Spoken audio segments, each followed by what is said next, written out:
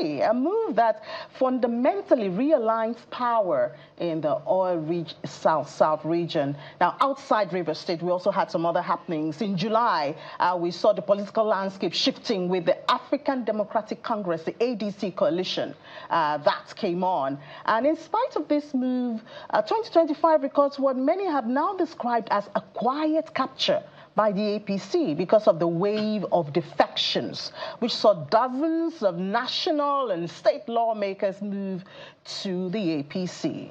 And I can tell you right now that at least 28 governors are standing on the mandate, if you know what I mean. Yeah, that's what it means. Are you on the mandate? I'm a journalist. Well, at the heart of all of that is the issue around the economy, inflation, jobs, debt, growth targets. We're no longer abstract figures, but lived-in experiences by citizens, you and I. Now, highlights of the Nigerian economy includes the rebasing of our gross domestic product, a positive number and one that saw Nigeria reclaims a spot as one of Africa's largest economy, with a GDP estimated at approximately $250 billion. Headline inflation dropped significantly from roughly 34% in January to 14% by November 2025. After the rebasing of the CPI, the Naira traded mostly within a band of what I like to say it in the Nigerian way, 1.5 and 1.4 at the official window.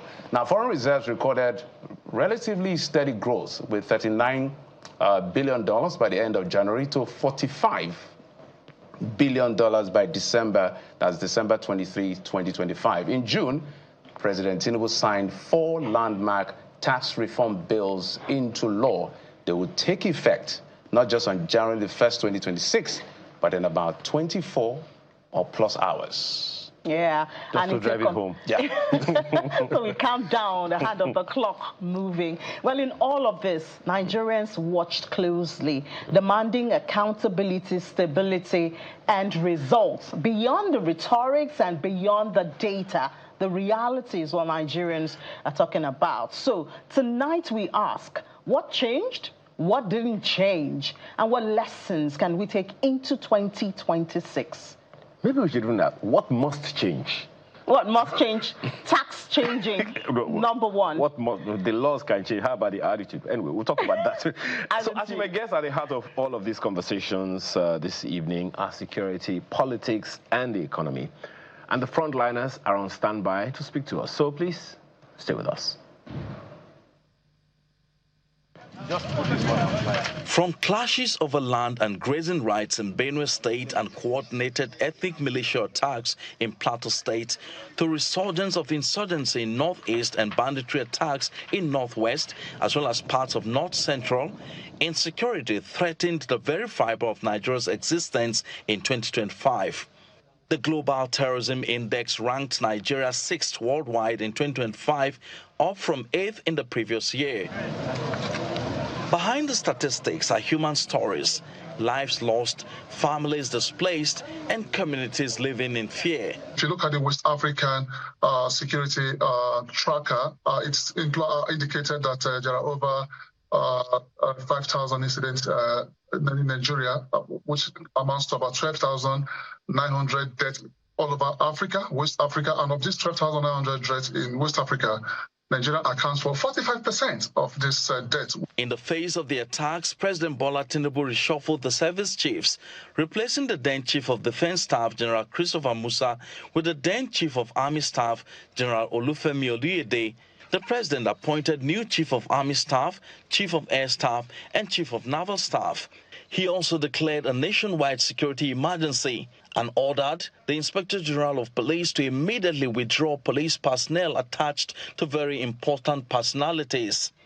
Also, following a wave of attacks in November, including an attack on church worshippers in Eruku in Ekiti local government area of Kwara State and mass school abduction in Magatown in Kebbi State, as well as in Papiri in Niger State, the Minister of Defense, Mr. Badaru, also resigned his position.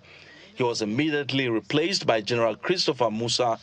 As Nigeria grappled with the issues, the United States government under President Donald Trump designated Nigeria a country of particular concern, accusing the government of complicity over an alleged genocide against Christians, which sparked debate both in the country and outside the country on the veracity of the claims. Mr. Trump threatened to also deploy U.S. troops to Nigeria. On Christmas Day, Mr. Trump announced that U.S. military carried out bombardments on terrorist enclaves in Nigeria. The federal government later confirmed President Donald Trump's announcement, saying it was a joint operation.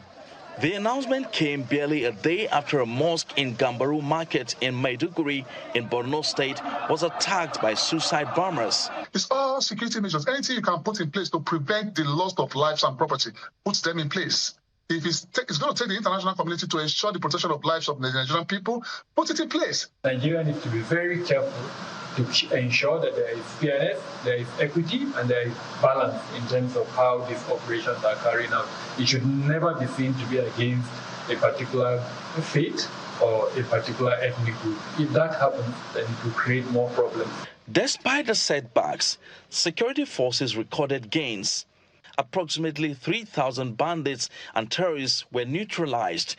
At least 1,000 kidnapped victims were rescued. The force public relations officer, CSP Benjamin Hundayin, also highlighted major achievements recorded by the Nigeria police in the year. Total of suspects arrested for the year, 5,721. And in terms of recoveries for firearms, we recovered a total of 1,766 firearms. And for ammunition, we recovered a total of 13,487 ammunition.